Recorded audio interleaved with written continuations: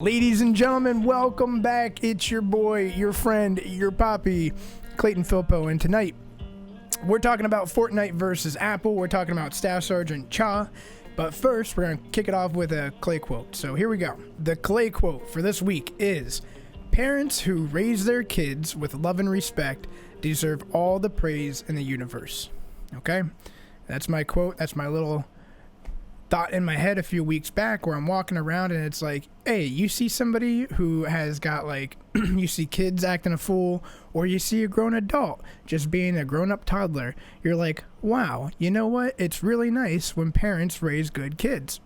So now I find myself walking around, like the other week I was walking around my grandmother, and we came across this lovely couple, and we, old people, right? They start conversation. They talk to people, which is wild.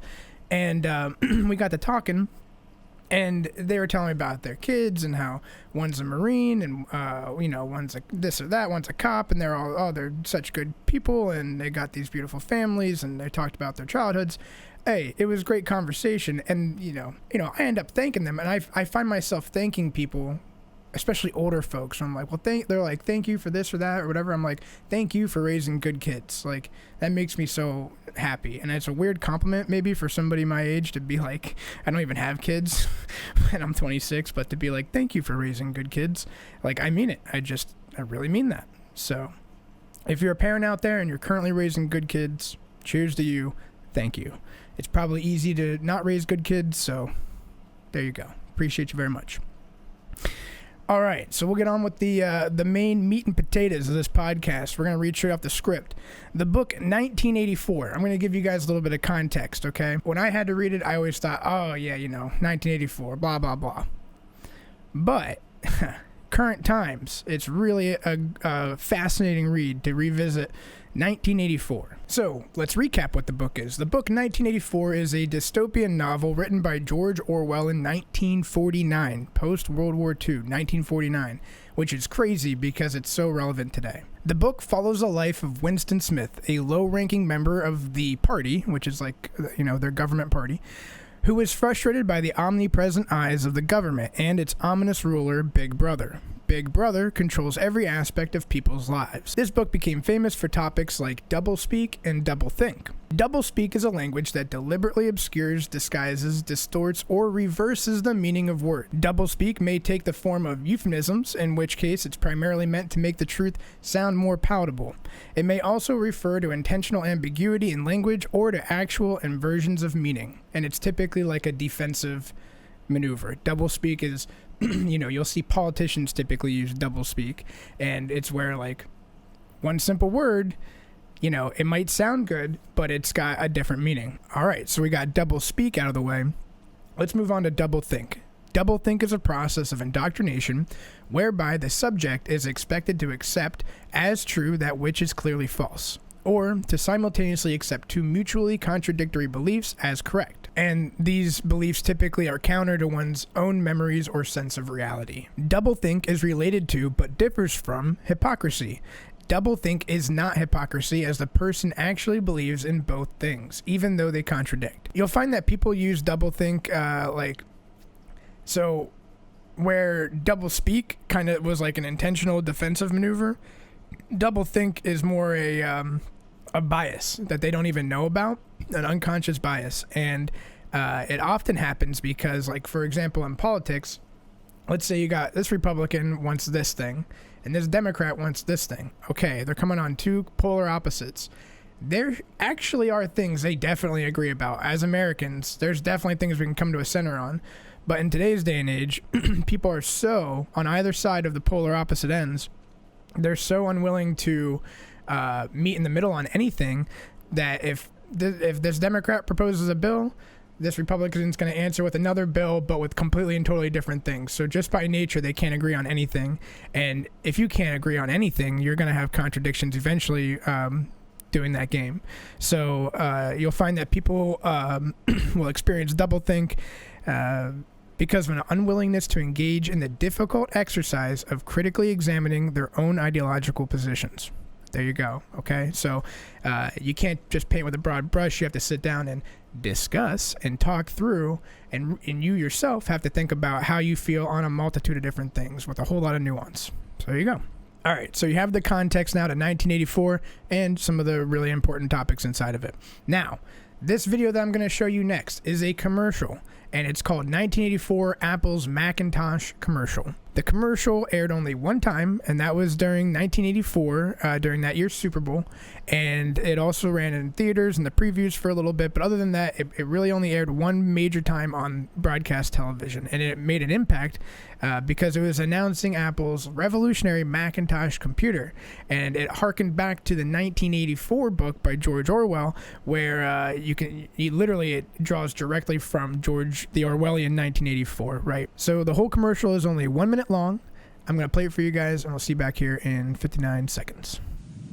Today we celebrate the first glorious anniversary of the information purification directives we have created for the first time in all history. A garden of pure ideology where each worker may bloom, secure from the pests, obeying contradictory thoughts. Our unification of thoughts is more powerful a weapon than any fleet or army on earth. We are one people, with one will, one resolve, one cause. Our enemies shall talk themselves to death, and we will bury them with their own confusion. We shall prevail. On January 24th, Apple Computer will introduce Macintosh. And you'll see why 1984 won't be like 1984. Okay, so why are we talking about the book 1984 and an old commercial by Apple? Well, Apple has removed Fortnite from the App Store after the game's developer announced new payment options that allow players to buy in-game credits direct from Epic Games. The new payment option appears to skirt Apple's App Store rules, which require Epic to give a 30% cut of the revenue made through the app.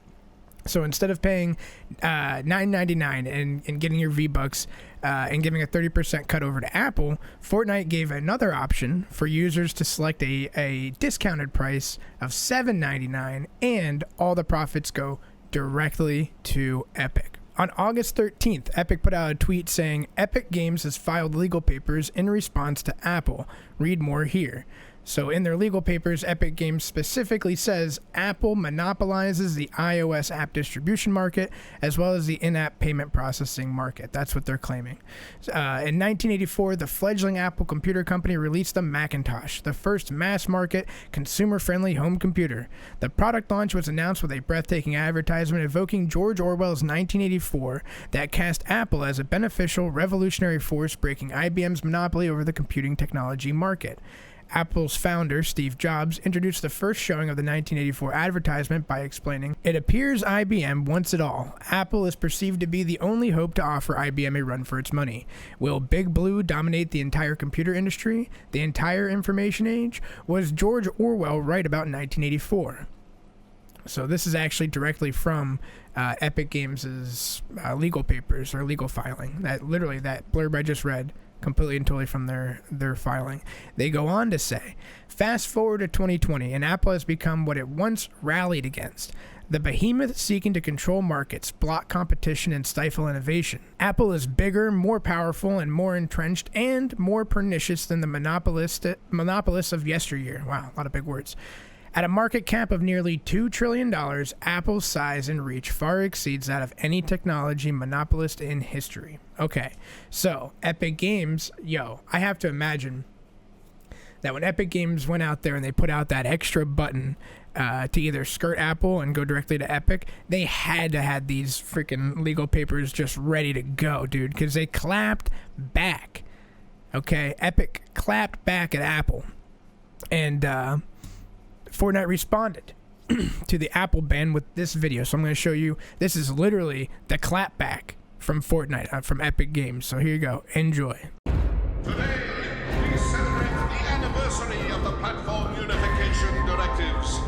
For years, they have given us their songs, their labor, their dreams.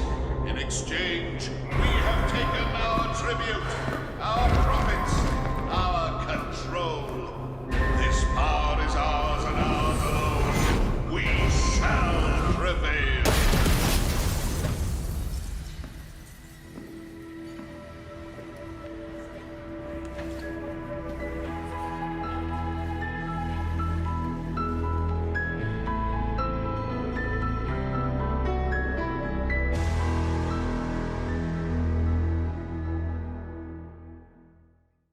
All right, that's a pretty impressive clap back there, yeah? So from Epic's perspective, they offered a discount on the V-Bucks, right? And they encourage people, hey, come buy our V-Bucks directly from the company, support us, leave those Apple guys in the dust. Apple's over there like, yo, we want 30% of that cheddar, dog. What are you doing? And now Epic is saying, hey, you guys are monopoly. You're trying to take out of our pockets. Like, what's going on here? They think 30% of the cut is too much. And also they're arguing, so they're basically arguing that Apple has a monopoly on the in-app payment processing, that kind of stuff, and also the app market in general. That's basically the two things that they're saying. So as a result, Apple decided to kick Fortnite off of iOS. And this may seem like it's not that significant, but Apple is making itself look worse and worse in the public sphere, reinforcing the argument that they very well may be a monopoly over the marketplace, or at least that's what's being alleged. Now, it's important to note that Fortnite is free to play and free to download, so the company makes its profit off of in-game skins and artistic engineering. So if Apple doesn't get a cut of that sweet V-Bucks profit, I'm not really sure how they'd go about making their money off of Epic Games. My prediction would be in the future, maybe there'll just be a flat hosting fee to have apps in their marketplace, but after that, it does seem to me, in my opinion, that Apple's taking 30% of the cut off of like every purchase. That is pretty crazy. So I'm not sure how this is going to go. You know, it's funny that Apple did the whole 1984 play on the Orwellian, thing. And now years later, when they are the largest publicly traded company in the world, I believe, the shoe's kind of on the other foot. And it's kind of interesting because if you've been paying attention in the last podcast, I mentioned Spotify. Spotify called out Apple as well on pretty much the exact same stuff of their practices within the app space and in their marketplace. And they basically made the same claims that they've got a monopoly over the marketplace. So it's going to be very interesting. And I was shocked. to see the whole reason I found out about this was because of that Epic video, the video that Epic put out about the 1984 Fortnite video, and I found that out through Twitter. I'm like, wow, that's some new age shit, bro. I'm finding out about monopolistic lawsuits over a video games, advertisement through Twitter. It's freaking crazy. So very meta. Moving on, I want to introduce you guys to Staff Sergeant Cha. I won't say any words. I'll just show you the clips. Here you go. Enjoy. Where do you think our re-enlists are? New York. Oh, really? Where'd you grow up at? Washroom. Aquarium. Yeah! Bam! You better stand up, fuckers. I can't hear you. How about this? 1,000 soda, 2,000 soda. 1,000 soda, 2,000 soda.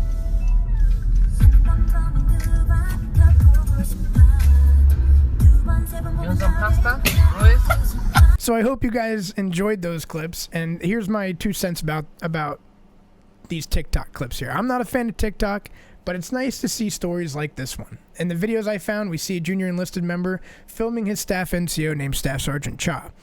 I thought that the videos were pretty hilarious, and I wanted to share the clips with you because I thought that part of Staff Sergeant Cha's charm is the authenticity he has. You can tell he's just being truly Staff Sergeant Cha, and he just seems to be a good-hearted NCO who cares about his troops. And also, you can tell that this troop, this young soldier loves and respects the dude. You can really tell. I've seen a lot of dumbassery on TikTok over the years, especially from folks in uniform. And so this is probably a good time to remind all you guys in uniform out there, military, cops, whatever it might be, that it's incredibly important that you represent the uniform in the best light possible, no matter what you wear. So when you're filming your TikToks or your Snapchats, whatever you're filming, please be aware that you represent something bigger than yourself, okay? And yeah, all that being said, again, I can tell that these videos aren't meant to be mean-spirited. In fact, it seems to me like they come from a place of love, and that's what makes them so special. That's probably why they caught onto the YouTube algorithm in the first place. And also, it reminded me of one of my good friends in the Marine Corps, who was one of my first roommates, and that's Cho. So, good Marine. I speak with a lot of pride at Cho because he's a first-generation Asian American, very much so a stellar Marine, and I just think it's a beautiful thing to see all walks of life in the military, but especially when it's like a first-generation American and stuff like that. Like, that's really cool. The Army's a big melting pot, and it's just a beautiful thing to see, you know. It's beautiful to see the camaraderie. I mean, it's funny because I actually really appreciate Staff Sergeant Cha, because even though his junior enlisted's kind of being a little bit of a dumbass and messing around, like he keeps a good line on it, and he never stops being Staff Sergeant Cha, so that's a good thing too. It's not like he's just straight broing down, so it's really cool to see. But yeah, ladies and gentlemen, I just wanted to go over that with you guys. So Fortnite is suing Apple, it seems.